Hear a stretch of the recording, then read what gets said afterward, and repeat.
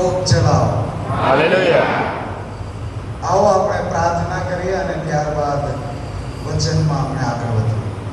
જીવંત અને કૃપાળુ પ્રભુ, અમે તમારો ખૂબ જ આભાર માનીએ છીએ, કેમ કે તમે અમને પ્રેમ કરો છો અને અમે વધુ ને વધુ તમારા વિશે, તમારા વચનો વિશે અને તમે અમારી પાસેથી શું ઈચ્છો છો એ અમે જાણીએ માટે અમને આવી સુંદર વ્યવસ્થા આપી છે.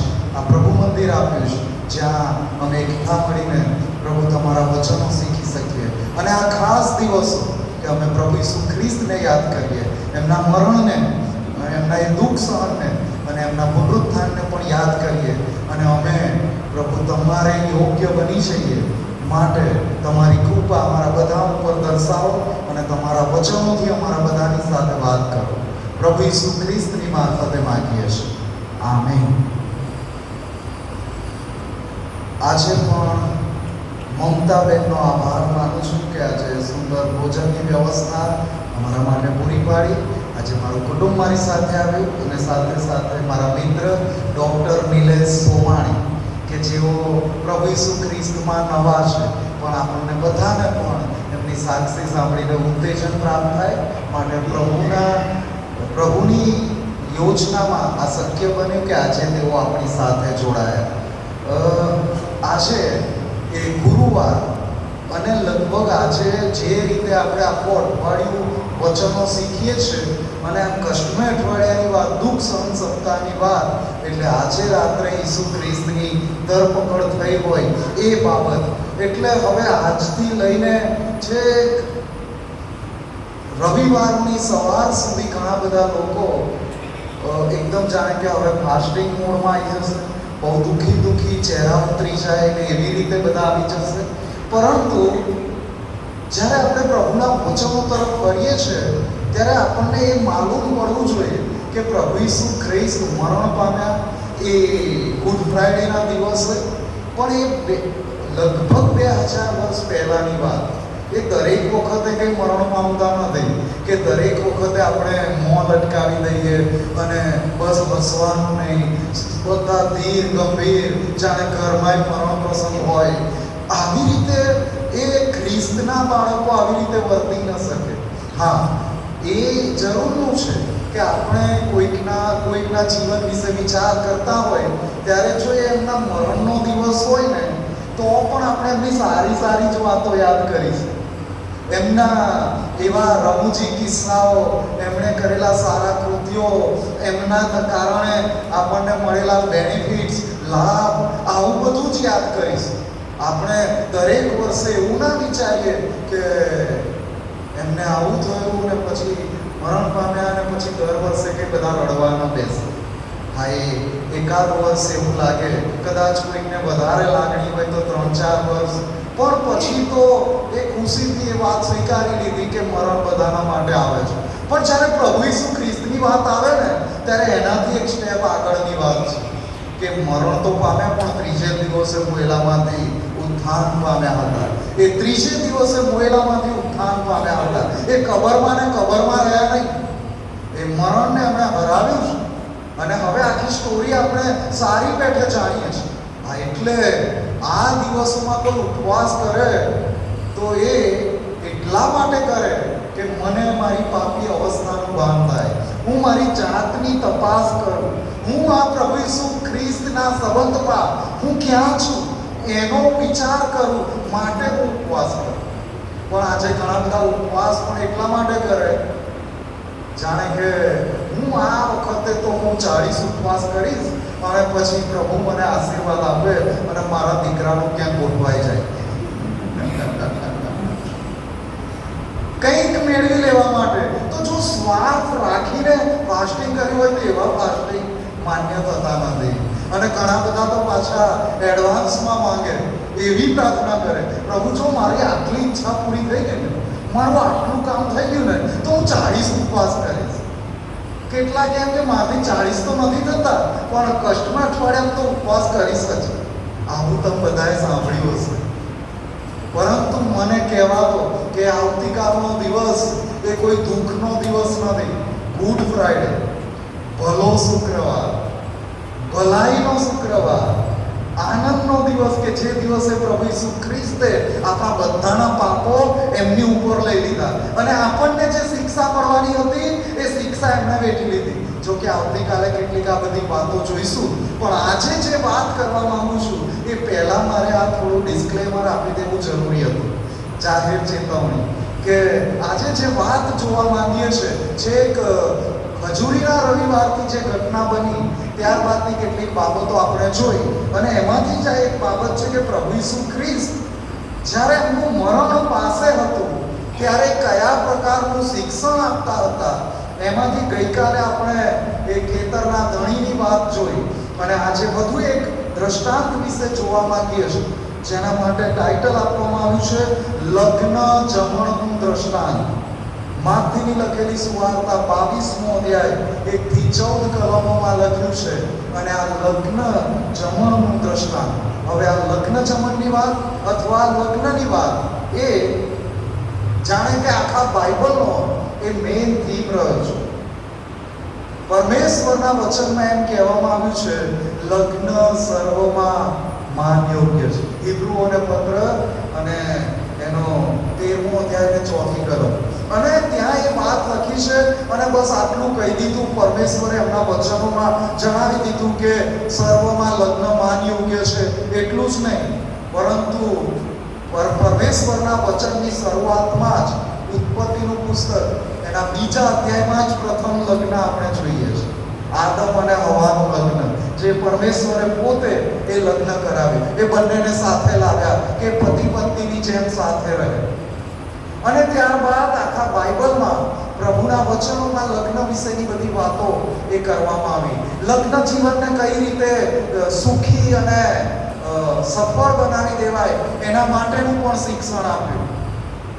અને ત્યારબાદ છેલ્લે પ્રકટીકરણ જ્યાં પૂરું થવા આવે ત્યાં પણ લગ્ન જમણની વાત, અને એ લગ્ન જમણ કેવું હશે એના વિશેનું આ દ્રષ્ટાંત ઈસુ ખ્રિસ્ત જ્યારે પૃથ્વી પર હતા ત્યારે એમણે આ લગ્નની વાત કરી.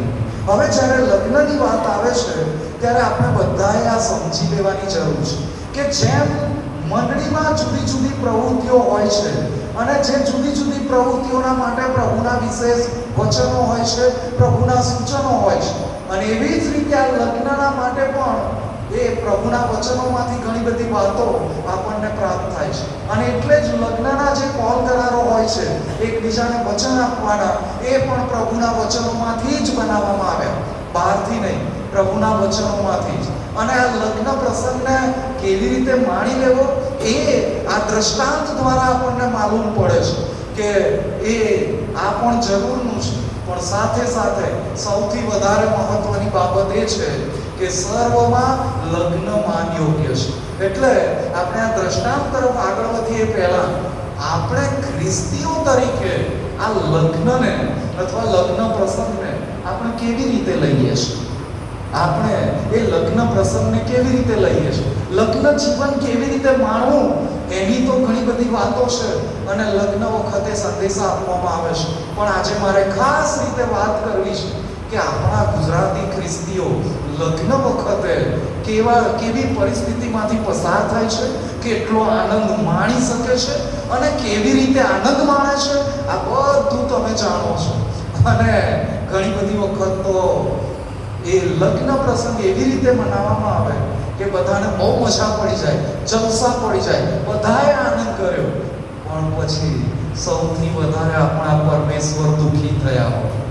કેમ કે આખો લગ્ન પ્રસંગ એ જ્યારથી નક્કી થયું હોય અને વેડિંગ ઇન્વિટેશન લખવાનું આવે ત્યાંથી લઈને રોજે રોજ એ આનંદ આનંદ આનંદ, પણ પ્રભુને યાદ કરવાનું ભૂલી જવાય.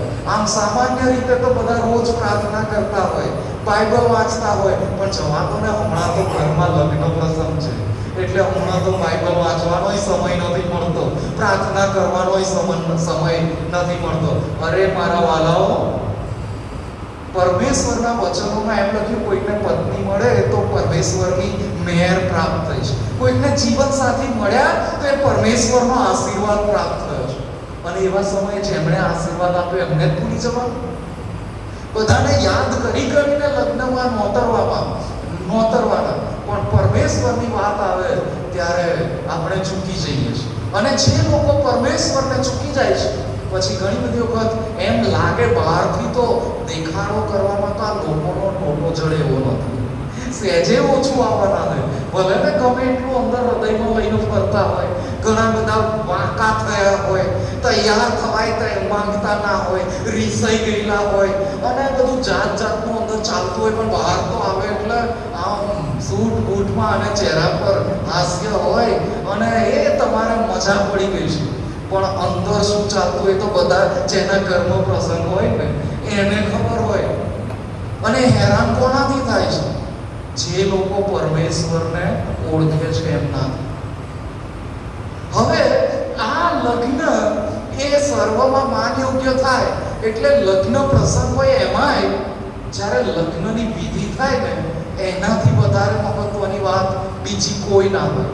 જે પ્રભુના પવિત્ર જ્યાં ઘરમાં કે જ્યાં એમની પવિત્ર હાજરી છે ત્યાં લગ્ન થાય એનાથી વધારે મહત્વની બીજી કોઈ વાત ના હોય. પણ આ ખ્રિસ્તીઓને સૌથી વધારે મહત્વની કઈ વાત છે કે આગલી રાત એટલે ગરબા તો ગાવાના જ, અને પછી આગળ લગ્ન કરવા બીજા બધાનું તો ખબર નહીં, પણ અમે તો પુલપીટ પર બેઠા હોય, જેમના લગ્ન થવાના હોય ને એ લોકો ઊંઘતા હોય છે, કેમ કે આખી રાત નાચ્યા હોય અને પછી લગ્ન કરવા આવે. બોલો, હવે જ્યારે તમે લગ્ન થતું હતું ત્યારે જ તમે બેદરકાર રહ્યા છો અને તમને ક્યાંથી દાંપત્ય જીવનનો આશીર્વાદ મળે? ક્યાંથી દાંપત્ય જીવનનો આશીર્વાદ મળે? શું એ જરૂરનું છે કે આગલી રાતે જ ઉજાગરા કરવાના? અગાઉ તમે રાખો, કશું કરો, પણ આગલી રાત્રે ખબર છે કે અઘરું પડશે ત્યાં, અને પાછું એમાં મારા જેવો પાદરી હોય તો લાંબુ કરે અને પછી વચન આવે એટલે ઊંઘવા માંડે, અને પછી પાછા એવા સ્વપ્ન જોવાના કે અમે તો બસ જીવીશું ત્યાં સુધી સાથે ને સાથે રહીશું. અત્યારે ખાટલે મોટી ખોડ ક્યાં છે ખબર છે? ખ્રિસ્તીઓને ખબર જ નથી કે કઈ રીતે લગ્ન થવું જોઈએ. આજે ખ્રિસ્તીઓને બસ ગરબા જ ગાવા છે, નાચવું છે, કૂદવું છે, પણ જે પવિત્ર વિધિ છે એના માટે કોઈ ગંભીર નથી. એના માટે સહેજે કોઈના મનમાં કશો એવો વિચાર જ હોતો નથી, કોઈ એવું પ્લાનિંગ કરતું નથી, કોઈ એવી વાત કરતું નથી કે આપણે શું કરીએ કે 11:30 લગ્ન છે તો અમે 11 વાગે ચર્ચમાં જઈને બેસી જઈશું અને ભજન સેવા ચાલુ થાય એ પહેલા પ્રાર્થના કરીશું. કોના મનમાં આવું આવે? અહીંયા બેઠેલાને પાછું એમ પણ થાય, જવા દો ને, અમે તો આ બધા પ્રભુના સેવકોનું બધું જાણીએ જ છીએ, આ પાદરીઓ એ બધા કેવા હોય છે અમને ખબર હોય છે. અને જ્યારે પાદરીના ઘરમાં, પ્રભુના સેવકના ઘરમાં લગ્ન પ્રસંગ હોય ત્યારે આવું ને આવું થતું હોય છે. અને એટલે પછી એમ થાય કે આ બધા આવું કરતા તો અમને કરવામાં શું વાંધો છે? એ કરે છે ને અમે કરીએ છીએ, પરંતુ આપણે કોઈ માણસોને નહીં, આપણે પ્રભુ ઈસુ ખ્રિસ્તની પાછળ ચાલનારા લોકો છે. અને પરમેશ્વરનું વચન એમ કહે છે લગ્ન સર્વમાં માન યોગ્ય છે, અને લગ્ન પ્રસંગમાં જ એ લગ્ન માન યોગ્ય રહેતું નથી. અરે સમય થઈ ગયો છે ભાઈ, જલ્દી કરો. અરે લગ્ન થોડી રોજ ભાઈ, જીવનમાં એક જ વાર આવે છે, નાચવા દો અમને.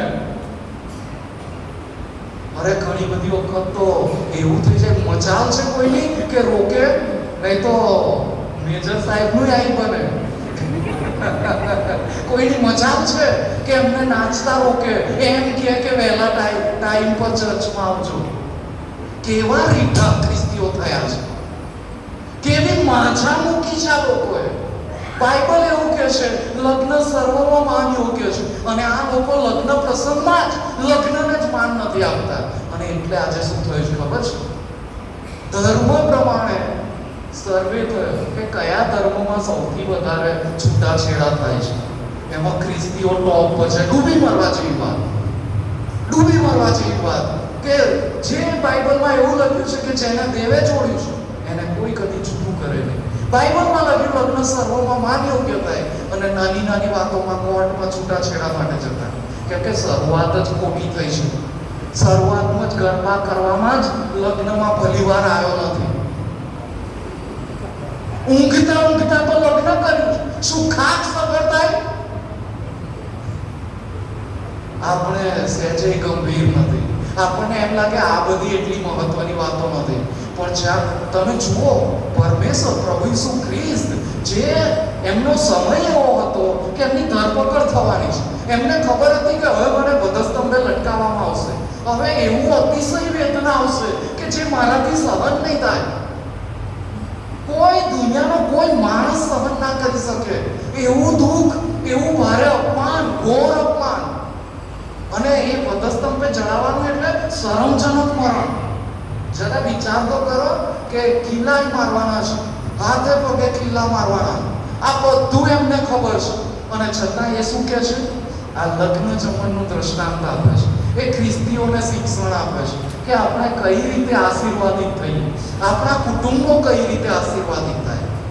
અને એટલે જ આ લગ્ન જમણની વાત છે એટલે મેં એવું વિચાર્યું કે શરૂઆતમાં થોડું જોઈ લઈએ કે આપણા લગ્ન પ્રસંગો કેવા હોય છે, આપણા ગુજરાતી ખ્રિસ્તીઓના લગ્ન પ્રસંગો કેવા હોય છે. એનો વિચાર કરીએ તો સૌથી મોટો પ્રોબ્લેમ એ છે કે આપણે લગ્નની વિધિ જે થાય છે ને, પ્રભુ સાથેની જે સંગત છે ને, એને જ આપણે માન નથી આપતા. અને પાછું એમાંય પાછો દેખાડો તો બીજા બધા કરતા વધારે. 3 વખત તો પારક સાહેબ આવે ને વચનની વાત કરે, એક તો મંડપની પ્રાર્થના, તો ત્યાં જઈને વચન, પછી સાંજે આભાર સ્તુતિની મીટિંગ, ત્યાં પણ વચન, અને પછી લગ્ન થાય એ પહેલા પણ સંદેશો આપવામાં આવે. અને છતાંય એ વચન જે બાઇબલમાંથી આવ્યું છે એની કોઈ અસર કોઈનામાં જોવા ના મળે. કેમ? અમે એક વખત હું તો લગ્ન આભાર સ્તુતિની મીટિંગ હતી, અને પછી મીટિંગ ચાલુ કરવાની જ હતી, બીજા બધા આવીને બેઠેલા હતા, જેનું લગ્ન હતું એ કન્યા જ ગાયબ. બોલો. મેં કીધું ચલો આ કન્યાને લાવીને બેસાડો, જેનું લગ્ન છે દીકરીને લાવીને બેસાડો, એટલે આપણે મીટિંગની શરૂઆત કરીએ. ઘરમાંથી અવાજ આવે તો નહીં આવે. કેમ? એના માટે આવાજ સ્તુતિની મીટિંગ છે, અને આમ પૂરી છટાથી નહીં આવે. મેં કીધું જો નહીં આવે તો અમે આ બેઠા, મારે બીજું કોઈ કામ નથી, આ બેઠા, એ જ્યારે આવશે ત્યારે જ મીટિંગ ચાલુ થશે. અને પછી ચમક્યા એટલે ઘરમાંથી દોડતા દોડતા આવે, સાહેબ શું થયું? મેં કીધું જો લગ્ન માટેની આભાર સ્તુતિ છે, અને જે વચનમાંથી વાત કરીશ એ બેન દીકરીને વાત કરીશ ને સાથે સાથે બીજા બધા, એ જ ના હોય તો સાંજે આભાર સ્તુતિની મીટિંગ. અને પછી એમણે ફોન કર્યો, શું છે, કેટલે પહોંચી? તો કહે છે બ્યુટી પાર્લર તો હું પહોંચી ગઈ, પણ હજુ 45 મિનિટ પછી મારો વારો આવશે. બોલો. પછી અહીંયા એમની માએ કીધું, એના બાપાએ કીધું, ભાઈ જલ્દી તું પાછી આય, ફરી મીટિંગ પછી ફરીથી અપોઇન્ટમેન્ટ લઈ લે, નહીં તો અહીં મીટિંગ નહીં થાય. અને પછી મીટિંગ નહીં થાય, જમવાનું મોડું થશે, જમવાનું મોડું થશે તો ગરબાનું મોડું થશે, અને પાછું આ શહેરની વાત એટલે 11, 10:30 થાય એટલે પોલીસવાળા આવીને પાછા બંધ કરાવે. તો એ આભાર સ્તુતિની મીટિંગના માટે કન્યાને ઝટપટ બોલાવી લીધી એવું નહીં, ગરબા ના થાય એની ચિંતા વધારે હતી એટલે જલ્દી બોલાવી લીધી. બોલો. આ ખ્રિસ્તીઓ ક્યાં જઈને અટકશે? અને પછી કહે છે છૂટું થઈ ગયું, થોડો જ વખત થયો ને તમારે ચાલો. એકબીજા સાથેનો સંઘર્ષ. કદી વિચાર કર્યો છે બેસીને? કદી બેસીને વિચાર કર્યો છે કેમ ખ્રિસ્તીઓ દાંપત્ય જીવનમાં આટલા બધા નિષ્ફળ જઈ રહ્યા છે? કેમ એકબીજાને સાંખી શકતા નથી? કેમ બધાને સમજ બુદ્ધિ આવતી નથી? કેમ કે આપણા પરમેશ્વર, જીવંત પરમેશ્વર, એકમાત્ર સત્ય પરમેશ્વર, એ લગ્નને એટલું બધું માન આપે છે, એટલું બધું માન આપે છે, કે એટલું બધું શિક્ષણ આપે છે. એટલું જ નહીં, એ પરમેશ્વરે આપણને જ્યારથી સૂચ્યા ને ત્યારથી આપણને એમનું ભજન કરવા માટે સૂચ્યા છે. પણ કોરિન્થની મંડળીને પત્ર લખતા પાઉલ એવું કહે છે કે જો તમારે મારી સાથે વાત કરવી હોય, ખાસ એકલામાં પ્રાર્થના કરવી હોય ને, તો એ તમારા જીવનસાથીની સંમતિ લો, પરમિશન લો. પહેલા પૂછો કે મારે એકલાને પ્રભુ સાથે થોડો સમય વિતાવવો છે, અને જીવનસાથી એમ કહે કે હા જાઓ થોડો સમય પ્રાર્થનામાં બેસજો, તો જઈને પ્રાર્થના કરવાની. અને એમ કે ના હમણાં તો મારી પાસે જ બેસો, તો એ જીવનસાથીની વાત માનવાની. આટલું માન પરમેશ્વર આપે છે. એ પરમેશ્વરે આ પૃથ્વીનું રચના કરી છે. એમણે આપણને આ પૃથ્વી પર મોકલ્યા છે અને આપણને એમનું ભજન કરવા, એમની સાથે જોડાયેલા રહેવા જ સર્જ્યા છે.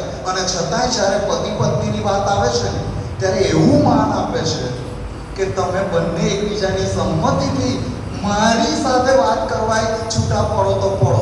અને આજે તો લગ્ન થાય એટલે પણ ક્યાંય કેટલાય કિલોમીટરો દૂર હોય અને એમના ભવય ક્યાંય દૂર હોય અને પછી જે દૂરીઓ હોય, એકબીજાથી અલગ રહેવાનું આવે ત્યારે શૈતાન કામ કરી જાય છે. શૈતાન કામ કરી જાય છે. હવે વધુ મારાથી આમાંથી વધારે લગ્ન વિશે કંઈ વધારે વાત થાય એવું છે નહીં, પણ આ જેટલી વાતો કરી યાદ રાખજો.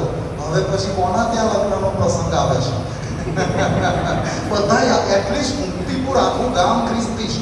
તમારા ત્યાંથી આખા ગુજરાતના લોકો જાણવા જોઈએ કે લગ્ન પ્રસંગ કેવો હોય, બરાબર? તો મારું આખું અઠવાડિયું અહીંયા આપવું સફળ, એટલીસ્ટ આ લગ્ન પ્રસંગની બાબતમાં. અને આ યાદ રાખજો.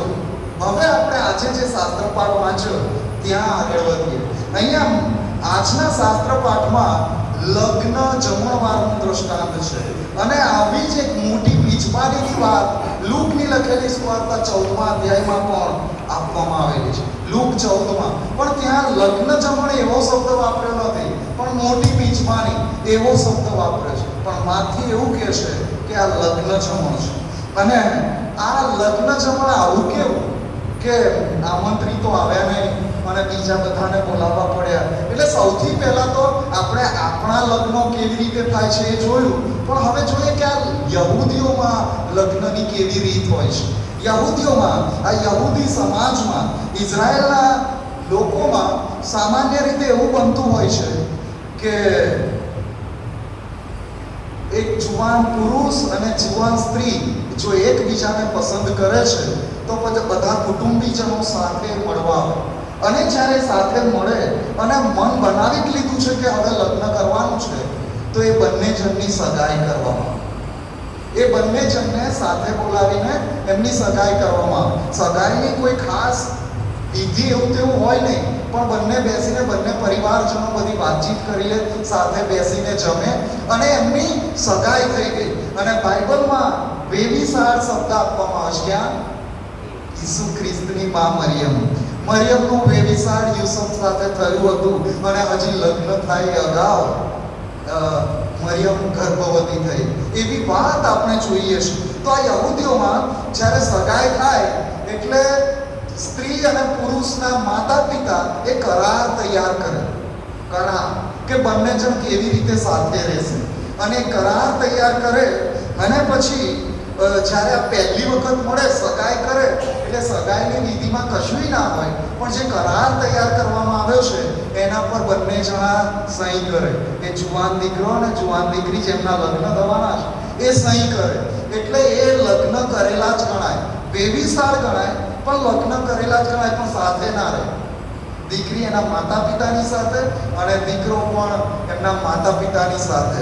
અને એ જ દિવસથી, ધ્યાનથી સાંભળજો, એ જ દિવસથી જે જુવાન દીકરો છે જેની આ સગાઈ થઈ ગઈ, એ પોતે પોતાનું ઘર બાંધવા માટેની તૈયારી ચાલુ કરી દે. એ જુવાન પોતે પોતાનું ઘર બાંધવાનું ચાલુ કરી દે. હા, જો કે બીજા બધાને કામ કરવા બોલાવે, પણ એની પોતાની દેખરેખ હેઠળ પોતાનું ઘર તૈયાર થાય. અને જ્યારે ઘર તૈયાર થાય ત્યારે એ પોતાની પત્ની સાથે, એટલે કે થનાર પત્ની જેની સાથે સગાઈ થઈ છે, બેબીસાળ થયું છે, એની સાથે લગ્ન કરે. અને ત્યારે વિધિ થાય, ત્યારે બધા લોકો ભેગા થાય. જેમ કાના ગામમાં ઈસુ ખ્રિસ્ત પણ લગ્નમાં ગયા હતા, એવી રીતે બધા લોકો ભેગા થાય અને લગ્નની વિધિ થાય. અને ત્યારે આ જે ઘર તૈયાર કરવાનો સમય હોય ને, એનો કોઈ ચોક્કસ સમય ના હોય. ઘણી બધી વખત તો ઘર તૈયાર કરવામાં બહુ લાંબો સમય થઈ જાય. અને જેવું ઘર તૈયાર થાય એટલે અચાનક જુવાન આવીને કે મારે હવે મારું ઘર તૈયાર થઈ ગયું છે, મારે લગ્ન કરવું છે. અને એટલે એમની પાસે પછીથી વધારે તૈયારી કરવાનો સમય ના હોય. એમને ટૂંકી નોટિસમાં જ બધા લોકોને બોલાવવાના અને લગ્ન કરી દેવા. જેવું ઘર તૈયાર થયું એટલે આવીને કે એમને એવું નહીં કે મારું ઘર તૈયાર થાય એટલે એટલીસ્ટ 1 મહિનો તો મારે જોઈશે, એવું કશું નહીં. જેવું ઘર તૈયાર થયું એટલે જુવાન આવીને કે મારું ઘર તૈયાર છે, હવે હું લગ્ન માટે તૈયાર છું. અને પછી એ કોઈ પણ જાતની અગાઉથી સૂચના આપ્યા વિના પણ એ કન્યાને લેવા માટે પહોંચી જાય. આ યહૂદીઓનો રિવાજ છે. સાંભળો, કન્યા પક્ષે તો ખબર જ નથી વરરાજા ક્યારે આવશે. પેલું દ્રષ્ટાંત બીજું યાદ આવે છે, 10 કુમારિકાઓનું દ્રષ્ટાંત, 5 ડાઈ અને 5 મૂર્ખી. કેમ ઈસુ ખ્રિસ્તે એવું દ્રષ્ટાંત કીધું? કેમ કે પ્રભુ ઈસુ ખ્રિસ્ત આ યહૂદી સમાજને સારી પેઠે જાણતા કે કન્યા પક્ષને ખબર ના હોય કે વરરાજા ક્યારે આવશે. વરરાજા ક્યારે આવશે એ એમને ખબર ના. એ તો જો કે એમનો રિવાજ હતો, પણ આજે તો જો વરને આવતા વાર લાગી, 1 કલાક મોડા પડ્યા તો આઈ બની. આજે તો ભારે થઈ જાય અને આપણે બધું જાણીએ છીએ, પણ એ કન્યા પક્ષે જાણતા ના હોય. અને પછી એ વરરાજા આવી જાય અને પછી પાછું લગ્ન એક જ દિવસે, એના એ દિવસે બધું પતી ના જાય, 1 અઠવાડિયા સુધી ચાલે. જેમ આપણા ગુજરાતમાં પહેલા આપણા બાપ દાદાઓ એ ગાડા જોડીને જાય અને તમારે અઠવાડિયા સુધી રહે અને એ મજા કરે અને જોરદાર લગ્ન પ્રસંગ થાય અને પછી લઈને પાછા આવે. કંઈક એવું જ એ યહૂદીઓમાં એ પ્રમાણે કે અઠવાડિયું એ લગ્ન ચાલે, લગ્નની વિધિ ચાલે, અઠવાડિયા સુધી લગ્નનો ભોજન સમારંભ ચાલે. એક જ વખત જમવાનું એવું નહીં, અઠવાડિયા સુધી બધું ચાલ્યા કરે. આ યહૂદીઓની રીત હતી એ લગ્નનું. અને આ યહૂદીઓના માટે પણ લગ્નનો પ્રસંગ એ સૌથી મોટા આનંદનો પ્રસંગ, જેમ આપણા બધા માટે છે સૌથી મોટા આનંદનો પ્રસંગ. અને અઠવાડિયા સુધી ચાલે. અને પ્રભુ ઈસુ ખ્રિસ્ત પોતે આવા લગ્નમાં ક્યાં ક્યાં હાજર પણ રહ્યા હતા. પણ પછી આ જે દ્રષ્ટાંત માથીની લખેલી સુવાર્તા 22મા અધ્યાયમાં લખવામાં આવ્યું છે, ત્યાં પરમેશ્વરના રાજ્ય, આકાશના રાજ્ય એટલે કે સ્વર્ગને એક લગ્ન જમણ અને લગ્ન જે દીકરાનું લગ્ન થાય એના બાપા સાથે સરખાવવામાં આવ્યું છે. અને એ રાજાની વાત ત્યાં લખવામાં આવી છે. ત્યાં લખ્યું છે કે એ એના પુત્રનું લગ્નના જમણમાં બધાને નોંધે છે. એટલે આ રીતે આ સેટઅપમાં દ્રષ્ટાંત કહેવામાં આવ્યું છે. અને એટલા માટે એવું શક્ય છે કે જ્યારે આવું ટૂંકી નોટિસમાં અથવા તો આમંત્રણ વહેલું આપ્યું નથી અને છેલ્લી ઘડીએ આમંત્રણ આપ્યું છે, તો ઘણા બધા પછી બહાના કરીને છટકી પણ જાય કે અમારાથી નહીં અવાય. એટલે આ દ્રષ્ટાંતમાં જે બધી વાતો લખી છે એ બધી આપણને હવે સમજાય કે કેમ લોકોએ આવું કર્યું. લગ્નમાં નોતર્યા તો જવું જોઈએ, એ એમના ત્યાં જાય તો બીજા એમના ત્યાં આવશે, પણ કેમ અમને આવું થયું? પણ એ અગાઉથી એમના બીજા પ્લાનિંગ હોય માટે એ લોકો આમંત્રિતો એમણે આવવાની ના પાડી દીધી. આ માથી 22, 4 અને 5મી કલમમાં લખ્યું છે. એમણે આવવાની ના પાડી દીધી એટલું જ નહીં, પણ આ લગ્ન પ્રસંગનો, આનંદના પ્રસંગનું જે આમંત્રણ આપવા આવ્યા, જે સંદેશો લઈને આવ્યા, જે વેડિંગ ઇન્વિટેશન, વેડિંગ કાર્ડ લઈને આવ્યા, એ બધાને એમની સાથે ગેરવર્તન કર્યું, એમનું અપમાન કર્યું. કેટલાકને તો માર્યા, કેટલાકને તો મારી નાખ્યા. અને આ રાજા હતા એટલે લગભગ બધાને એમને નોતરવા હતા અને એમણે પસંદ કરેલા લોકોને એમને લાવવા હતા. અને આમંત્રિતોએ આવું કર્યું. એમને કહ્યું, જુઓ ને લખ્યું છે કે 4મી કલમમાં લખ્યું છે, મેં મારું જમણ તૈયાર કર્યું છે, મારા બળદ તથા પુષ્ટ જનાવરો કાપ્યા છે ને સર્વ વાના તૈયાર છે, લગ્નમાં આવો. આ તો પેલા એના જેવી વાત થઈ કે આ લગ્નની કીધું છે, પણ શોર્ટ નોટિસમાં એટલે આ લોકોએ પાછા જેમને આમંત્રણ આપ્યું છે એ એવા ખોટી ધારણામાં ના રહે કે આ ટૂંકી નોટિસમાં બોલાય છે એટલે જમવાના ઠેકાણા નહીં. કેમ કે આજે એવું થાય છે, લગ્ન જમવાનું શું હશે? અને લગ્ન થાય કે ના થાય બધાની નજર એ બાજુ જ હોય. અહીંયા ચર્ચમાં લગ્ન તો એમ બહાર ચાલુ કરી દીધું હોય તો ચર્ચમાં કોઈ ના હોય, બધા ત્યાં લાઈન લાગેલા હોય. એક સમૂહ લગ્નમાં હું હાજર હતો. સ્ટેજ પર અમે હતા, ઘણા બધા બાળકો અને લગભગ 3000 લોકો.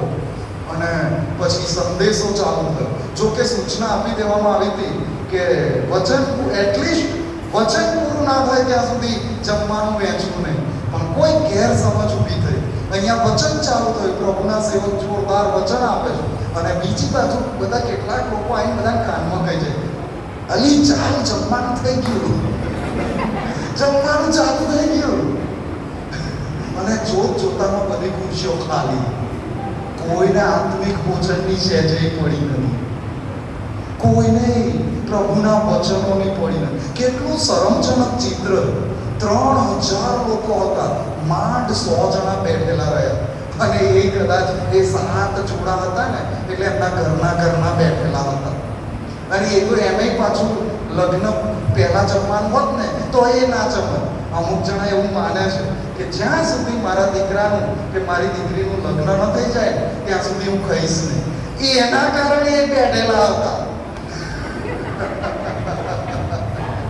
બાકી એ ભાગ્યા હોત. પણ આવી માન્યતાના કારણે થોડા ઘણા બેઠા. અને બીજી મજાની વાત હતી કે મે મહિનાની 7મી તારીખ હતી. તારીખે યાદ છે, બોલો. મે મહિનાની 7મી તારીખ અને સૂર્ય કહે છે મારું કામ. મે મહિનાનો તાપ કેવો, મોટું મેદાન હતું, પણ જ્યાં આ વચનની સેવા હતી ત્યાં મંડપ હતો અને જમવાના કાઉન્ટર તાપમાં હતા. અને કાઉન્ટર સાવ તાપમાં નહોતા, પણ વેચનારા એ મંડપ નીચે. પણ લાઈન ક્યાં લાગી ખબર છે? જ્યાં મંડપ નહોતો ત્યાં. બપોરના 1 વાગે એ ધોમ ધકતા તાપમાં બધા જે પ્લેટ લઈને લાઈનમાં ઊભા થયા. મેં ફોટોગ્રાફરને બોલાવ્યો, જલ્દી ફોટા લો. આ લાઈનમાં ઊભા છે એમના ફોટા, અહીંયા ખાલી ખુરશીઓ લો અને પાછળથી એક ફોટો પાડજો. ક્યારેક આપણે બતાવીશું, આવું પ્રદર્શન રાખીશું કે કેમ ખ્રિસ્તી લોકો, ખ્રિસ્તી સમાજ કેમ નિષ્ફળ ગયો છે. કેમ કે ખાવામાં જ રહી ગયો છે, ખાવામાં રહી ગયો છે. અને એટલે જ અહીંયા જો ને પ્રભુના વચનમાં એ લખવું પડ્યું કે ભાઈ જમવાની પૂરતી સગવડ છે, બળદો કાપ્યા છે, પુષ્ટ જનાવરો કાપ્યા છે. આના વગર તો પાછા ખ્રિસ્તીઓ રીઝાય નહીં. અને જોઈએ જ જોઈએ. એટલે લગ્નમાં આવો સર્વવાના તૈયાર છે અને તોય લોકોએ ગણકાર્યું નહીં અને બધા પોતપોતાને માર્ગે ચાલ્યા ગયા. અને આવું જ્યારે બન્યું અને એનાથી વિશેષ એવું થયું કે જેમને મોકલે એમનું અપમાન થયું. કેટલાકને મારવામાં આવ્યો, કેટલાકને મારી નાખ્યા. અને રાજાને ક્રોધ આવે. 7મી કલમમાં લખ્યું, રાજા ગુસ્સે થયા ને તેણે પોતાનું લશ્કર મોકલીને તે ખૂનીઓનો નાશ કર્યો, તેઓનું નગર બાળી નાખ્યું. અહીંયા આ છે 7મી કલમમાં લખ્યું છે ને, આ દ્રષ્ટાંતમાં પણ પ્રભુ ઈસુ ખ્રિસ્ત એક ભવિષ્યવાણી કરી રહ્યા હતા.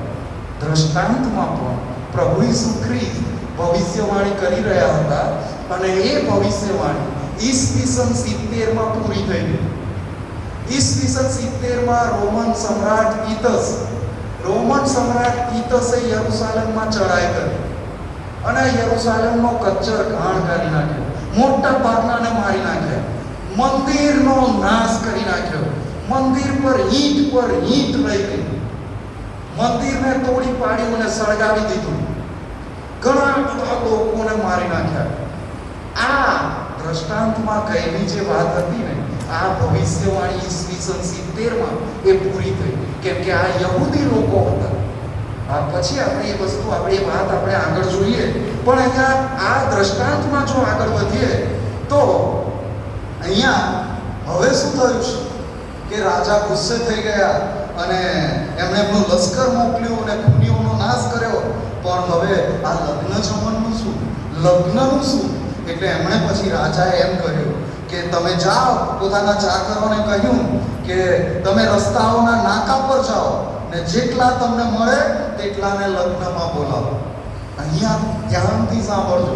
જે સૌથી પહેલા જે આમંત્રિતો હતા, આ જે આકાશના રાજ્યની વાત છે, ઉદ્ધારની વાત છે, સ્વર્ગના જીવનની વાત છે, પરમેશ્વરના રાજ્યની વાત છે. અને પરમેશ્વરના રાજ્ય માટે સૌથી પહેલી પસંદગી એટલે કે એમને પણ જો કે ઉદાહરણરૂપ થવા માટે પસંદ કરવામાં આવે કે એ લોકોને જોઈને દુનિયાના બીજા લોકોએ જાણે કે પરમેશ્વર એ આપણને પ્રેમ કરે છે અને પરમેશ્વર આપણને ચાહે છે અને એ પરમેશ્વરમાં આપણને જીવન છે. અને પસંદ કરાયેલા કોણ? પસંદ કરાયેલી પ્રજા, ઇઝરાયેલી પ્રજા, યહૂદી પ્રજા. અને એ યહૂદી પ્રજાને પરમેશ્વરે ખાસ રીતે પોતાના લોક તરીકે પસંદ કર્યા, પોતાના જ્યેષ્ઠ પુત્ર તરીકે પસંદ કર્યા. એમની વિશેષ કાળજી રાખી અને એમને જ્યારે આમંત્રણ આપ્યું, જ્યારે એમની પાસે એમનો પોતાનો પુત્ર, પરમેશ્વરનો પુત્ર પ્રભુ ઈસુ ખ્રિસ્ત આવ્યા, ત્યારે એમણે એનો નકાર કર્યો. ગઈકાલના દ્રષ્ટાંતમાં પણ આપણે જોયું કે એમનો નકાર કર્યો. અહીંયા એમને બોલાવવામાં આવ્યા પણ એ આવ્યા નહીં. અને અહીંયા પછી આ દ્રષ્ટાંત દ્વારા પ્રભુ ઈસુ ખ્રિસ્ત ક્લિયર કરી દે છે કે ભલે એ પસંદ કરેલા લોકો નથી આવ્યા, ભલે યહૂદી લોકો નથી આવ્યા, પણ હવે આ ઉદ્ધારની યોજના, આ સ્વર્ગનું જીવન, આ સ્વર્ગનું જમણ એ હવે દુનિયાના તમામ લોકો માટે ઉપલબ્ધ છે. હવે બધાને આમંત્રણ આપવામાં આવે. અહીંયા મધ્યસ્થ તરીકે ઇઝરાયેલી પ્રજાને રાખી હતી, જે સદંતર નિષ્ફળ નીવડ્યા. પણ પરમેશ્વરનો પ્લાન કદી નિષ્ફળ નીવડતો નથી. માણસો નિષ્ફળ ગયા અને એટલે પોતાના પુત્રને મોકલ્યા, પ્રભુ ઈસુ ખ્રિસ્તને મોકલ્યા. અને એમણે આવીને વિદેશીઓને પણ આમંત્રણ આપ્યું, વિદેશીઓ પર પણ પ્રેમ દર્શાવ્યો. વધસ્તંભ પર મરણ પામ્યા ત્યારે જગતના તમામ લોકો માટે. એટલે સૌથી પહેલા પરમેશ્વરની ઉદ્ધારની યોજનામાં ઇઝરાયેલી પ્રજા હતી. પ્લાન બીમાં દુનિયાના બધા લોકો હતા. અને હવે આપણો જો વિચાર કરીએ તો પહેલા ઇઝરાયેલી પ્રજા હતી અને હવે આપણને પણ એમાં સામેલ થયા અને 5 વર્ષ પહેલા નિલેશભાઈને પણ એમાં જોડ્યા. અને આ ઉદ્ધારનું પરમેશ્વરની કૃપાનો સમય જારી છે. હવે જે કોઈ પ્રભુ ઈસુ ખ્રિસ્ત પર વિશ્વાસ કરે એ બધા સ્વર્ગમાં રોજે રોજ આ લગ્ન જમણમાં અને આનંદમાં રોજના માટે ત્યાં સ્વર્ગમાં લોકો રહેશે. એ પ્રભુ ઈસુ ખ્રિસ્ત વરરાજા તરીકે આવી રહ્યા છે, એની કન્યાને લેવા માટે આવી રહ્યા છે, કન્યા સાથે લગ્ન કરવા માટે આવી રહ્યા છે. અને સ્વર્ગમાં પછી પરમેશ્વરના રાજ્યમાં મોટી મોટી બીજબાનીઓ હશે. કોઈ તકલીફ નહીં હોય, કોઈ જ તકલીફ નહીં હોય. અને એમાં પ્રભુ આમંત્રણ આપી રહ્યા છે. પણ આ દ્રષ્ટાંતમાં આગળ વધીએ તો અહીંયા જોઈએ છે કે અહીંયા કહેવામાં આવ્યું, ભલા ભૂંડા જેવા હોય બધાને લઈ આવો.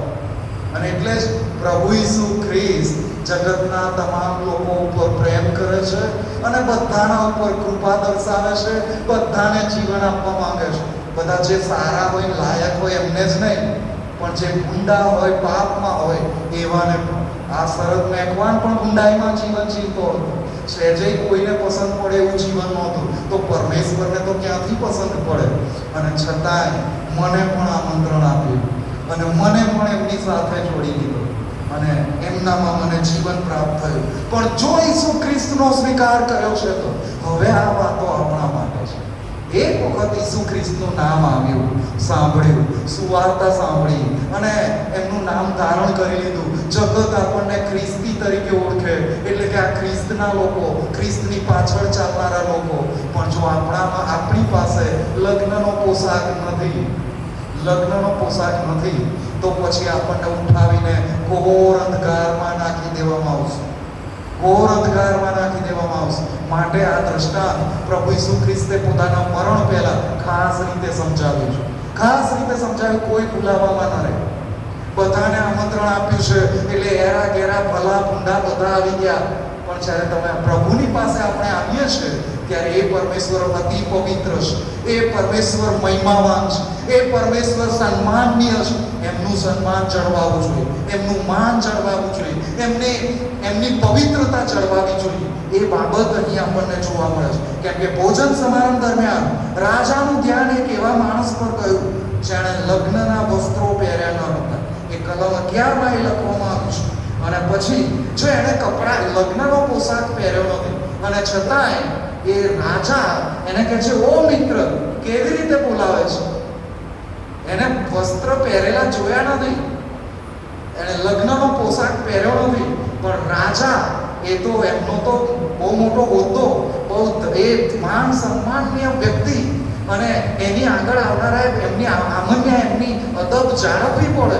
અને કોઈ આમ લધર બધર કપડામાં આવી જાય એ તો એક ગુસ્સે ભરાય. પણ આ રાજા પરમેશ્વર પિતા એવા કૃપાળુ, એવા પ્રેમાળ છે કે ગુસ્સો તો આવ્યો હતો પણ છતાં કેવી રીતે વાત કરે છે, ઓ મિત્ર, તે વસ્ત્ર નથી પહેર્યા તોય તું મારો મિત્ર છે.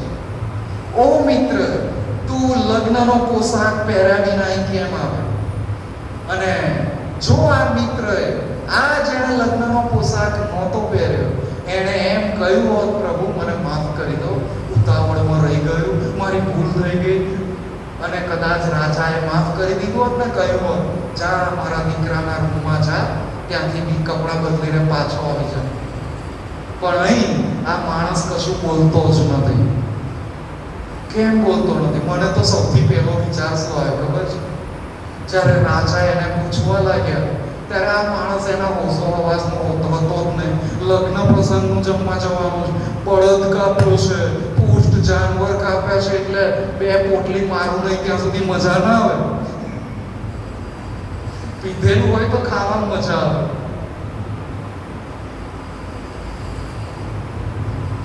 બે પોટલી માર્યા વગર જમવાની મજા ના આવે. અને એટલે બોલ્યો રહ્યો. રાજાને તો એવું કહેવાય નહીં કે આ પીધામ ને પીધામ ભાન રહ્યું નથી, નહીં તો પાછી બીજી શિક્ષા આવી પડે. એટલે બોલ્યો રહ્યો. અને ત્યાં લખવામાં આવ્યું છે, ત્યારે રાજાએ ચાકરોને કહ્યું, એના હાથ પગ બાંધીને એને બહારના અંધકારમાં ફેંકી દો, ત્યાં રડવું ને દાંત પીસવું થશે. આ ફક્ત દારૂ પીનારા માટે જ આ વાત નથી લખી. અહીંયા જે લગ્નનો પોશાક નથી પહેર્યો એનો અર્થ એ કે જેની પાસે ન્યાયપણાનો જબ્બો નથી, જે પાપ કરે છે, તે કોઈ પણ પ્રકારનું પાપ, એ નાનું પાપ હોય કે મોટું પાપ હોય, જે ચાળી ચુગલી કરે, જે જૂઠું બોલે, જે કદાચ જાણતા ચોરીમાં સામેલ થયા હોય, કોઈકનું છેતરવામાં સામેલ થયા હોય, બાઇબલમાં જે નિયમશાસ્ત્ર આપ્યું છે, પ્રભુ ઈસુ ખ્રિસ્તે જે શિક્ષણ આપ્યું છે, એ બધું નથી પાડ્યું એવા વ્યક્તિની વાત છે. અને એમને બહારના અંધકારમાં નાખી દેવામાં આવે કે જ્યાં રડવું ને દાંત પીસવું થશે. અને 14મી કલમમાં કહે છે, કેમ કે તેડેલા ઘણા છે પણ પસંદ કરેલા થોડા છે. પસંદ કરેલા એ થોડા છે. અને અહીંયા રાજા એ ઈશ્વર પિતા છે, પરમેશ્વર પિતા છે. અને જે પુત્રનું લગ્ન છે એ પ્રભુ ઈસુ ખ્રિસ્ત છે. એ પોતાના લોકોની પાસે આવ્યા અને એમણે એમનો સ્વીકાર કર્યો ને, અને એ ઇઝરાયલ પાસે ઈશ્વરના રાજ્યનું આમંત્રણ હતું. પણ જ્યારે ખરેખર રાજ્યને પ્રગટ કરવામાં આવ્યું, એનો સમય આવ્યો, ત્યારે આ લોકોએ ઇનકાર કર્યો.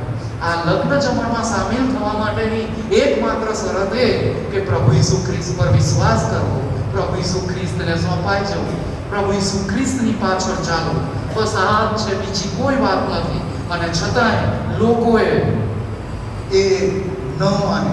એ યહૂદીઓનો તો ભારે નાશ થયો. એ તીતસના હાથે બહુ ભયંકર રીતે લોકોને મારી નાખવામાં આવે. યરૂશાલેમમાં જેટલા પુરુષો હતા બધાનું નિકંદન કાઢી નાખ્યું, ભારે રક્ત વેવડાવવામાં આવ્યું અને મોટો વિનાશ થયો. એનું કારણ ઈસુ ખ્રિસ્તનો નકાર. ઈસુ ખ્રિસ્તનો નકાર કર્યો. ઈસુ ખ્રિસ્ત એમની મધ્ય આવીને વસ્યા, રહ્યા, અને છતાંય એમણે એમનું ઘોર અપમાન કર્યું અને એનો મોટો બદલો એમને એ થયું. અને એ ઈસુ તારણ માટે આવ્યા હતા, ઉદ્ધારને માટે આવ્યા હતા, બચાવવાને માટે આવ્યા હતા. પણ ઈસુનો સ્વીકાર ના કર્યો તો પછી એમનો વિનાશ થયો અને એ ન્યાય, એમના પર ન્યાય શાસન આવી પડ્યું. જે મેં કીધું એમ કે આમંત્રિત મહેમાનો આ લગ્ન જમણવારમાં આવી શકતા નહોતા એવું નહોતું, પણ એ આવવા જ નહોતા માંગતા. શોર્ટ નોટિસ હતી અને છતાં એ આવવા નહોતા માંગતા. જો આવવા માંગતા હોય તો રાજાનું કામ બીજા બધા કામો કરતા ટોપ પર આવે, ટોપ પ્રાયોરિટીમાં આવે.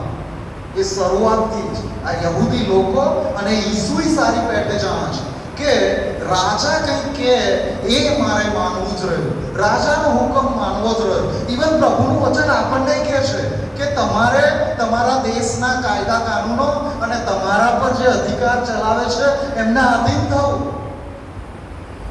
એટલે રાજા જ્યારે ચાકરોને મોકલે છે ત્યારે ભલે ખેતર નવું લીધું હોય, ભલે નવું લગ્ન થયું હોય કે ભલે બળદ નવા ખરીદ્યા હોય કે ગમે તે કામ હોય, એ બાજુ પર મૂકીને ત્યાં જવું જોઈએ. અને એવી જ રીતે આ પરમેશ્વરના રાજ્યની વાત છે.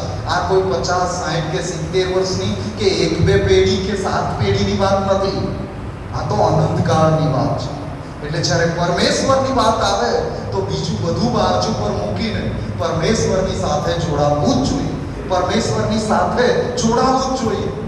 એમનું સાંભળવું જ જોઈએ. એમની સાથે સંગતમાં આવવું જ જોઈએ.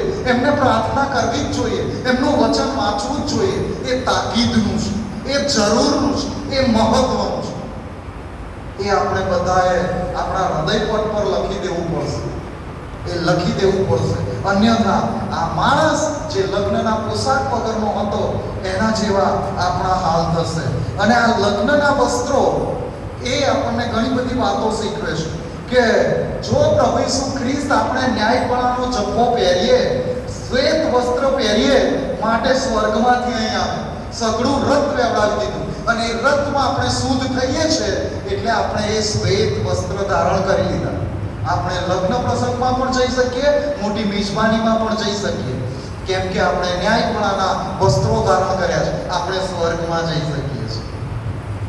પણ અહીંયા આપણે જોઈએ છે કે જો કોઈ પરમેશ્વરની ઉપસ્થિતિમાં આવે છે અને છતાંય હૃદયમાં પાપ લઈને આવે છે, જો કોઈ પ્રભુ ઈસુ ખ્રિસ્તની સંગતમાં આવે છે, પ્રભુ ઈસુ ખ્રિસ્તના નામમાં મળતી સંગતમાં આવે છે, હૃદયમાં કડવાહટ, કજિયા, કંકાસ, ઈર્ષા, દેખાય, મારી તારી આ બધું લઈને આવે છે, તો પછી ચર્ચમાં આવીને બેસવાનો, પ્રભુના વચનો સાંભળવાનો કોઈ લાભ નહીં થાય. કોઈ લાભ નહીં થાય. નર્કની શિક્ષા આવી પડશે. અને માટે પ્રભુ ઈસુ ખ્રિસ્તે જે ન્યાયપણાનો જબ્બો આપણને આપ્યો છે એ જ આપણે જોઈશે. કોઈ એમ ના કે ભાઈ આપણે તો એટલા બધા ખરાબ નથી, હું તો એવા કોઈ પાપ કરતો જ નથી કે મને ઈસુ ખ્રિસ્તની જરૂર પડે, પ્રભુ ઈસુ ખ્રિસ્તની પાસે માફીની જરૂર પડે. હું તો એટલા બધા સારા કામો કરું છું ને કે છેવટે પ્રભુ મારું સારું જ કરશે. તો આવી ભૂલમાં રહેતા નહીં. કેમ કે યશાયા 64 અને 6ઠી કલમમાં એવું લખ્યું છે, તમારા સારા કૃત્યો એ મેલા ચિત્રા સમાન છે. તમારા સારા કૃત્યો મેલા ચિત્રા સમાન છે. મેલા ચિત્રા સમાન છે. અને આદમ અને હવાએ જ્યારે પાપ કર્યું ત્યારબાદ એમને ખબર પડી કે અમારે વસ્ત્ર પહેરવા પડશે. પોતે પોતાની રીતે પાંદડા તોડી લાવે અને શરીર ઢાંકવાનો પ્રયત્ન કરે. ના મેળ પડ્યો. પરમેશ્વરે પોતે ત્યાં બલિદાન આપ્યું. પ્રાણીને મારીને, ઘેટાને મારીને, ઘેટાના ચામડાના વસ્ત્રો એ બંને જણને પહેરાવ્યા. એટલે પાપ કર્યું તો એનું બલિદાન સૌથી પહેલા કોણે આપ્યું? પરમેશ્વરે પોતે. એ ઘેટાને, પ્રાણીને એનું રક્ત વેવડાવ્યું. અને છેવટે આજે હવે જાણીએ છીએ કે પોતાના પુત્રને પાછો રાખ્યો ને આપણા માણસોને માટે કે આપણે પાપોની માફી પામીએ. અને એ સૌ પ્રથમ વખત એ વસ્ત્રો એ પરમેશ્વરે પોતે ઉત્પત્તિ 3 અધ્યાયમાં 7મી અને 21મી કલમમાં બધી વાતો લખેલી છે. પ્રકટીકરણ 7 અને 9માં સ્વર્ગનું દ્રશ્ય યોહાન જુએ છે અને ત્યાં મોટી સંખ્યામાં લોકો છે. એમણે શ્વેત વસ્ત્રો ધારણ કરેલા છે. એમણે હાથમાં ખજૂરીની ડાળીઓ લીધેલી છે અને એ પરમેશ્વરની સ્તુતિ ગાઈ રહ્યા છે. એ સ્વર્ગમાં જે લોકો હશે એ બધાના વસ્ત્રો શ્વેત હશે. અને આ શ્વેત વસ્ત્રો એટલે ન્યાયપણાનો જબ્બો. એટલે કે આપણું સારાપણું, પરમેશ્વરનું સારાપણું મારામાં. મારું પોતાનું સારાપણું તો છે જ નહીં. હું તો બાય ડિફોલ્ટ પાપી જ જન્મ્યો. આદમનું પાપ મારામાં આવ્યું જ આવ્યું. પણ પ્રભુ ઈસુ ખ્રિસ્તની પાસે માફી માંગી અને પ્રભુ ઈસુ ખ્રિસ્તનું સારાપણું હવે મારી સાથે છે. પ્રભુ ઈસુ ખ્રિસ્તનું સારાપણું, પ્રભુ ઈસુ ખ્રિસ્તની ભલાઈ મારામાં છે. અને એના કારણે હું પરમેશ્વરની સામે ઊભો રહી શકીશ. સ્વર્ગમાં હું રહી શકીશ. અને એ પ્રકટીકરણ 7 અને 9માં આપણે જોઈએ છીએ. અને આપણે એટલે જ પરમેશ્વર પર ભરોસો રાખવાનો. અને રાજાએ એમના મહેમાનો માટે લગ્નના વસ્ત્રો પૂરા પાડે. જ્યારે હું આ વચનો બહુ સારી રીતે સમજતો નહોતો ને ત્યારે આ માથી 22 અને 1 થી 14 મને બરાબર સમજાતું નહોતું. અને મને બહુ બધા પ્રશ્નો થઈ જાય કે આ તો આવું કેવું કે લગ્ન જેમને બોલાયા હતા એ તો આવ્યા નહીં. રસ્તામાં જે મળે એમને પકડી લાવો. રસ્તામાં ભલાઈ મળ્યા ને ભૂંડાઈ મળ્યા, સારા મળ્યા ને ખરાબ મળ્યા, અને પછી કોઈ કે વસ્ત્ર નહીં પહેરે તો એને ઘોર અંધકારમાં નાખી દેવાનું. આવું કેવું? પણ આ પ્રશ્નનો જવાબ એ છે કે એ રાજાએ એમના એકના એક પુત્ર પ્રભુ ઈસુ ખ્રિસ્તને આપણે સારું મોકલી આપ્યા કે આપણી પાસે એ સફેદ વસ્ત્રો હોય, લગ્નનો પોશાક આપણી પાસે હોય, માટે પોતાના પુત્રને મોકલી આપ્યા. અને માટે જ હવે આ જ દ્રષ્ટાંત પ્રમાણેની બીજી એક વાત એના જેવી જ એ કહીને મારો સમય તો જોકે પૂરો થયો છે, પણ બહુ જલ્દી એક રાજાએ આવી જ રીતે લગ્ન જમણમાં બધા લોકોને એમણે નોંધ્યા. એટલે એમણે તો નોટિસ પર બહાર મુકાઈ દીધું કે આ રાજ્યના તમામ લોકોને મારે ત્યાં લગ્ન જમણમાં આમંત્રણ છે. એમના ચાકરોને મોકલીને ઢંઢેરો પીટાવ્યો કે મારે ત્યાં આ તારીખે બધાએ જમવા આવવાનું. અને પછી એટલું લખેલું હતું, એક ભિખારી વ્યક્તિ હતો, ગરીબ વ્યક્તિ હતો, એણે ત્યાં જઈને વાંચ્યું કે આ લગ્ન પ્રસંગમાં બધાને આમંત્રણ છે, પણ મારા તો આવા હાલ છે, મારા ચિત્રે હાલ કપડાં, ગંદા કપડાં, અને હું કેવી રીતે આ લગ્ન પ્રસંગમાં જાઉં અને આ લગ્ન જમણમાં કેવી રીતે હું જઈ શકું? મારી તો બહુ ઈચ્છા છે, પણ હું શું કરું? એટલે વાંચતો તો ને એના ધ્યાન પર પડ્યું કે દરવાજા પર, મહેલના દરવાજા પર તો સૈનિકો ઊભા છે. એટલે સૈનિકની પાસે ગયો અને સૈનિકને વાત કરી કે મારે આ લગ્ન પ્રસંગમાં, આ લગ્ન જમણમાં મારે આવવું છે, પણ હું આવું છું, કેવી રીતે આવું? એટલે પેલા સૈનિકે વિચાર કર્યો કે આ રાજાએ તો એવો હુકમ આપ્યો કે મારા રાજ્યના બધા લોકોને આવવા, તો આ એ રાજાના રાજ્યનો જ છે. એટલે સૈનિક કે તું ભાઈ ઊભો રહે અહીંયા, તું અહીંયા ઊભો રહે, હું રાજા સાથે વાત કરીને આવું. સૈનિક અંદર વાત કરવા માટે ગયો, રાજા સાથે વાત કરીને બહાર આવ્યો. એને કહેજો કે લગ્નના દિવસે આવી જાય અને એ લગ્ન જમણમાં સામેલ થઈ શકે છે. એટલે પછી કીધું ભાઈ તું આવી શકીશ. અને પછી લગ્નનો દિવસ, લગ્ન જમણનો સમય આવ્યો એટલે આ ભિખારી વ્યક્તિ પણ ત્યાં ગયો અને ફરીથી એ દરવાને એને અંદર જતા જ રોક્યો. અને એ દરવાન બદલાઈ ગયેલો હતો. એટલે પછી ફરીથી વાત કરી કે હું રાજ્યનો નાગરિક છું, પહેલા સૈનિક સાથે, પહેલા દરવાન સાથે મારી વાત થઈ ગઈ છે, મને આ રાજાએ આવવાનું કીધું છે. એટલે પછી સૈનિકે ઉભો રે ભાઈ, ફરી એકવાર પૂછી આવું, આ તો મારા પર આવે. રાજા ગુસ્સે થઈ જાય તો કંઈ કહેવાય નહીં, એટલે હું પૂછી આવું. એટલે પછી રાજાને પૂછવા માટે સૈનિક ગયો અને સૈનિકે જઈને રાજાને વાત કરી. રાજાને વાત યાદ હતી કે સૈનિકે પહેલા આવીને પૂછ્યું હતું. અને પછી સૈનિકને કહ્યું કે એ ભિખારી વ્યક્તિને તું અંદર લઈ આવ, એ ભિખારી વ્યક્તિને તું અંદર લઈ આવ અને એને સીધો અહીંયા દરબારમાં લઈ આવ. અને પછી એ સિપાઈ એ ગરીબ ભિખારી વ્યક્તિને દરબારમાં લઈ આવ્યો. ત્યાં સુધી રાજાએ પોતાના દીકરાને, રાજકુમારને પણ દરબારમાં બોલાવી લીધો. અને પછી રાજકુમારને કહ્યું, એના દીકરાને કહ્યું કે આ વ્યક્તિને તારા ઘરમાં લઈ, તારા રૂમમાં લઈ જા અને તારા કપડામાંથી એને કપડાં પહેરાવ. અને પછી આ રાજાનો દીકરો રાજકુમાર આ ગરીબ ભિખારીને પોતાના રૂમમાં લઈ ગયો. એને બધા વોર્ડરોબ ખોલ્યા, કબાટો ખોલ્યા, અંદર ગજબના બધા કપડાં, એટલા બધા કપડાં, અને કહ્યું તને જે પસંદ આવે એ તું પહેરી લે. અને આ ભિખારી માણસ એ તો ખુશ થઈ ગયો. એને એના બધા કપડાં ઉતારીને પછી રાજાના દીકરાના કપડાં જે માફક આવ્યા અને જે બહુ સારા લાગ્યા એવા કપડાં પહેરી લીધા. અને પછી એ મિરરમાં, અરીસામાં જુએ છે અને એના આનંદનો પાર રહેતો નથી. વાવ, સરસ લાગે છે, જોરદાર. પહેલી વખત આવા કપડાં જોવાના મળ્યા. અરે જોવાના શું, મને તો પહેરવાના મળી ગયા. ખુશ. અને પછી આમ બહાર નીકળવા જ જતો હતો. અને પછી એના પેલા ગંદા કપડાં હતા એ બધું એણે જોયું. અને એણે જેવા એના ગંદા કપડાને બધું જોયું એટલે પછી મનોમન વિચાર કરવા લાગ્યો કે યાર આ તો રાજાના દીકરાના કપડાં છે. આ તો હમણાં પાછો જઈશ અને રાજાનો દીકરો આવીને મને અંદર બોલાવી કે ભાઈ કપડાં ઉતાર, તો પછી હું શું કરીશ? એટલે જે પેલા જૂના કપડાં હતા એનું પોટલું બાંધી લીધું અને પોટલી બાંધીને સાથે રાખી. અરે જોરદાર કપડાં પહેર્યા છે, રાજકુમારનો ડ્રેસ પહેર્યો છે, જોરદાર લાગી રહ્યો છે. અને પેલી પોટલી, ગંદા કપડાની પોટલી સાથે.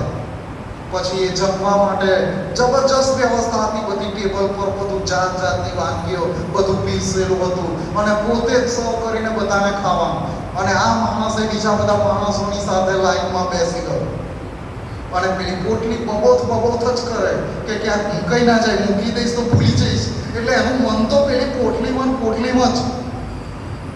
એટલે જમવાનું બધી જાતની વાનગીઓ આગળ હતી, બધું હાથ લાંબો કરીને લેવાનું, તો પેલી પોટલી કોઈ જોઈ જાય પાછું. એટલે જે નજીક હતું એ બધું લઈને જે થોડું ઘણું મળ્યું એમ કરીને પેટ ભરી લીધું. એને તો બરાબર ખાધું નહીં, બોલો. પેટ ભરીને જમવાનું હતું, જે ખાવું હોય એ ખાવાનું હતું, પૂરો આનંદ લૂંટવાનો હતો અને કોઈ રોકવાવાળું નહોતું. ઉપરથી આગ્રહ કરવાવાળા હતા, પણ આનું જીવ તો પેલી પોટલીમાં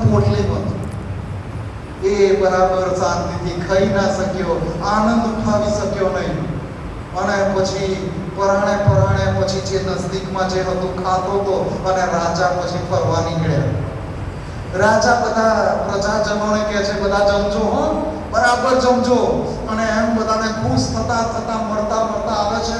અને અહીંયા પેલો માણસ બેઠેલો છે, રાજકુમારનો ડ્રેસ પહેરેલો છે, અને એ આમ ભૂંચડું પડીને બેઠો છે, કુટિયું વાળીને, અને પેલી પોટલી સાચવવાના પ્રયત્નમાં, અને બરાબર ખાઈ શકતો નથી. રાજા એની પાસે આવે અને રાજા કહે છે, ભાઈ તમે શું થયું યાર? આટલા સરસ કપડાં પહેરે છે, આમ ખુલીને બેસ, બરાબર જમ, તું તો બરાબર ખાતોય નથી. અને પછી એકદમ રાજાનું ધ્યાન ગયું, અલા ભાઈ આ પોટલી શું છે તારા હાથમાં? આ તારા હાથમાં પોટલી શું છે? એટલે પછી આ માણસે પહેલા તો જવાબ ના આપ્યો, પણ રાજાએ કહ્યું છે, બોલ શું છે, શું લઈને બેઠો છો? એટલે થોડું કડકાઈથી બોલ્યા. એટલે આ માણસે કીધું, રાજા, મેં તો એવું માન્યું કે આ તો રાજકુમારના કપડાં છે, હમણાં પાછા જતા ઉતારી લેશે તો હું શું કરીશ? અને કદાચ ના ઉતારી લે, આમ ફાટી જાય, તૂટી જાય, ખરાબ થઈ જાય, તો પછી આ મારા જે જૂના કપડાં હતા ને એ જ મેં વાળીને પોટલી રાખીને સાથે રાખી લીધા કે મને પછી કામ આવે. આ રાજા એના પર ક્રોધાયમાન થઈ ગયો, એના પર અતિશય ક્રોધ આવ્યો કે તું રાજકુમારના કપડાં પહેરીને તું નવો થયો, પણ તું તારા જૂના જીવનને ભૂલી શક્યો નથી, તું તારા જૂના માણસપણાને ભૂલી શક્યો નથી.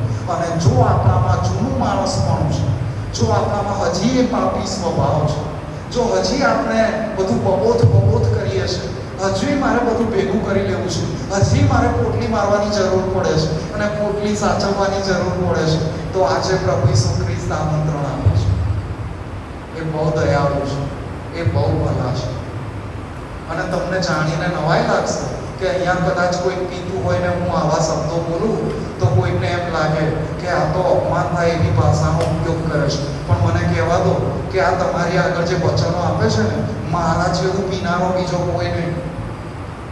હું એટલો દારૂ પીતો હતો કે દેશી પોટલીઓ 3 પી જાઉં ત્યારે ચડે. અને ઇંગ્લિશ તો પાણીને ઉમેરવાનું સીધું, આ ચૂંટણીઓ આવે ત્યાં તો વહીવટમાં જતું રહેવાનું. સાંભળો, કાન ખોલીને સાંભળજો. જો પ્રભુ ઈસુ ખ્રિસ્તે મને પકડ્યો ના હોત, જો પ્રભુ ઈસુ ખ્રિસ્ત મને મળ્યા ના હોત, તો હું આજે જીવતોય ના હોત, પીને જ મરી ગયો હોત. દારૂ પીને મરી ગયો હોત, જીવતો જ ના હોત. પણ એ પ્રભુ ઈસુ ખ્રિસ્તે જ્યારે હું બહુ ગુંડો હતો, જ્યારે હું દારૂ પીતો હતો, જ્યારે કોઈ મારી સાથે વાત નહોતું કરતું, જ્યારે મારું જીવન સાવ ખરાબ હતું, એવા સમયે પ્રભુએ મને જ પકડ્યો, એવા સમયે પ્રભુએ મારી સાથે વાત કરી. અને એટલે જ હું કહું છું, જો પ્રભુ પરમેશ્વર અને પ્રભુ ઈસુ ખ્રિસ્તના નામમાં શરત મેકવાનનો દારૂ છૂટી જતો હોય ને, તો એ વાતનો માલ જ નથી કે કોઈ એમ કે માથી દારૂ ના છૂટે. છૂટે જ છૂટે. જે 24 કલાક જેને જોઈએ એ આજે એની પાસે ના ગમતી હોય તો કોઈ એમ ના કહી શકે કે મારાથી દારૂ ના છૂટે. પ્રભુ ઈસુ ખ્રિસ્ત દારૂના બંધનમાંથી પણ છુટકારો આપે છે. હું પોતે પીધેલી હું પોતે હતો, એ પોટલી હું પોતે હતો, એ બાટલી હું પોતે હતો, પણ હતો, હવે નથી. અને જો કોઈ તમારામાં એવું કોઈ હોય તો હું લખીને આપવા તૈયાર છું કે પ્રભુ ઈસુ ખ્રિસ્તના નામમાં એ અશક્ય નથી કે દારૂના વ્યસનમાંથી બહાર ના આવે. જરૂર એટલી છે કે હું પ્રભુ ઈસુ ખ્રિસ્તને સોંપાઈ જાઉં, હૃદયથી એમને સોંપાઈ જાઉં. દારૂના વ્યસનમાંથી પણ પ્રભુ લોકોને બહાર લાવે છે અને નવું જીવન આપે છે. મારું એવું હતું કે લગ્ન થશે કેમ, એ તો વિચારાય ને, એ તો કલ્પના બહારની જ વાત હતી. કોણ આ પીધેલી જોડે લગ્ન કરે? પણ આજે તમે જો, જ્યારે પ્રભુ આશીર્વાદ આપે છે, મારા પત્ની મારી સાથે છે, મારા બાળકો મારી સાથે છે. જો મને પ્રભુ ઈસુ ખ્રિસ્ત ન મળ્યા હોત તો આજે હું એ કબરમાં ધૂળ થઈ ગયો હોત અને આત્મા પણ નાશમાં ગયો હોત અને નર્કમાં સડવાનું થાત. પણ ભલું હોજો મારા પ્રભુનું, મારા ઉદ્ધાર કરતા પ્રભુ ઈસુ ખ્રિસ્ત, જેમણે મને નવું જીવન આપ્યું અને આજે લોકોને પ્રભુ ઈસુ ખ્રિસ્તની પાસે લાવવા માટે આવી રીતે મારો ઉપયોગ કરી રહ્યા છે. અને માટે જો કોઈ દારૂ પીતું હોય ને, કેમ કે મને ખબર છે, જે પીતા હોય, જ્યારે પીધેલું હોય ને ત્યારે આમ રાજા જેવા બધું ભાન હોય, કોઈ કશું કહી જાય તો એ યાદ રહે. કોઈને કશું મગજ ખરાબ કોઈનું થઈ જતું નથી. પીધાથી કોઈનું મગજ ખરાબ થતું નથી. કોઈએ કશું કીધું તો બધું યાદ રહે છે, પણ અંદરથી એવી ફિલિંગ આવે રાજા જેવું, મારા જેવું કોઈ નહીં. અરે કોઈની મજા છે, કોઈ મને કશું કહી જાય અને પાછા વર્તન ખોટું થાય ને, ગમે ને ગંદી ગાળો આવે, કંટ્રોલ બહારનું બધું થઈ જાય, તોય પ્રભુ ઈસુ ખ્રિસ્ત એવા લોકોને પ્રેમ કરે છે. પરમેશ્વર પિતા એમને પ્રેમ કરે અને આપણે પ્રભુના બાળકો તરીકે આપણે એમને પ્રેમથી જ પેશ આપવાનું. ઘણા બધા એવું કહે છે, આ તો બાટલી છે, આ તો પોટલી છે, આ તો પીધેલી છે, આની સાથે વાત નહીં કરવાની. એવું કદી નહીં કરવાનું, કેમ કે પ્રભુએ આપણને આ મિશન આપ્યું છે કે એક પણ આત્મા નાશમાં ન જાય, એક પણ આત્મા નાશમાં ન જાય. અને આપણી રૂઢી કરણીઓ જોઈને દારૂ પીનારાય દારૂ મૂકી દે અને ઈસુનું ભજન કરતા થઈ જાય, આગળ આવીને પ્રભુના નામની સાક્ષી આપતા થઈ જાય, તો આ પેશન વીકની સભાઓ સફળ. ત્યારે પેશન વીકની સભાઓ સફળ, નહીં તો પાછું રોજના કડાપા જારી રહેશે અને લગ્ન પ્રસંગમાં એ પીધેલા કહેશે, ભાઈ આ લગ્ન પ્રસંગ છે એટલે જોઈશે જ જોઈશે, અને પીને પછી લગ્ન પ્રસંગે બગાડ.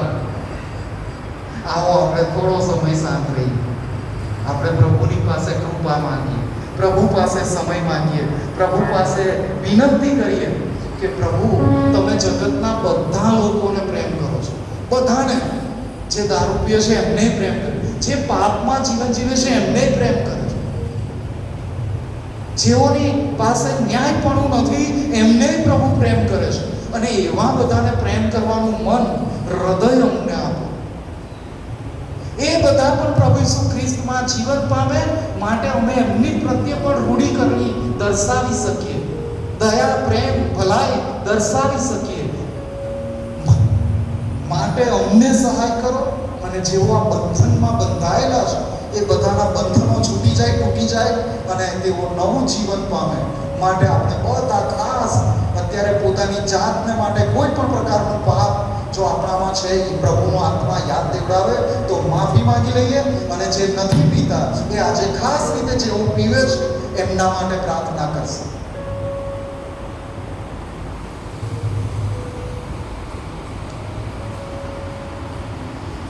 સર્વશક્તિમાન પરમેશ્વર પિતા, તમારા વચનોથી તમે અમારા બધાની સાથે વાત કરી છે.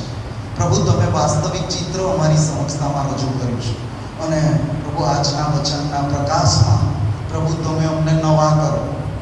અમે ક્યાં સુધી એવા ને એવા જ રહીશું? તમે અમને બધાને બદલી નાખો.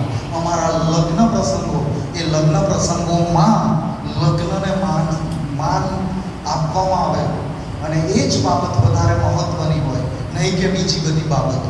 અને આજે પ્રભુ તમારો આભાર માનું છું, કેમ કે એટલો બધો દારૂ પીધો કે કદાચ અત્યારે સુધી હું જીવતો ન હોત, પણ પ્રભુ ઈસુ ખ્રિસ્તમાં મારા એ બંધનો તમે તોડી નાખ્યા. તમે મને એ ઘોર અંધકારમાંથી બહાર લઈ આવ્યા, એ ગંદકીમાંથી બહાર લઈ આવ્યા, એ ભયંકર એવી તીવ્ર દુર્ગંધવાળી વસ્તુમાંથી તમે મને બહાર લઈ આવ્યા અને તમે મને નવું જીવન આપ્યું, તમે મને ઉદ્ધારનો અનુભવ આપ્યો, તમે મને સ્વર્ગના જીવનની ખાતરી આપી છે. અને અત્યારે મારી પ્રાર્થના છે આ મુક્તિપુર કે જે ગામને તમે વસાવે છો, જે ગામના લોકોને તમે પ્રેમ કરો છો અને જે ગામના બધા જ લોકો તમારા નામથી ઓળખાય છે, અને છતાંય શૈતાનનું કામ થયેલું છે, છતાંય ઘણા બધા એવા હશે કે જેઓ આ વ્યસનમાં હશે. પ્રભુ, જેમ તમે મારો છુટકારો કર્યો, જેમ તમે મને બંધનોમાંથી બહાર લાવ્યા,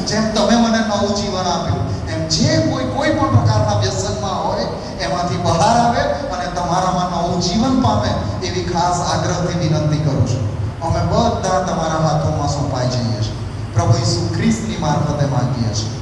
આમીન. આપ સર્વનો આભાર. મને ધ્યાનથી સાંભળ્યો અને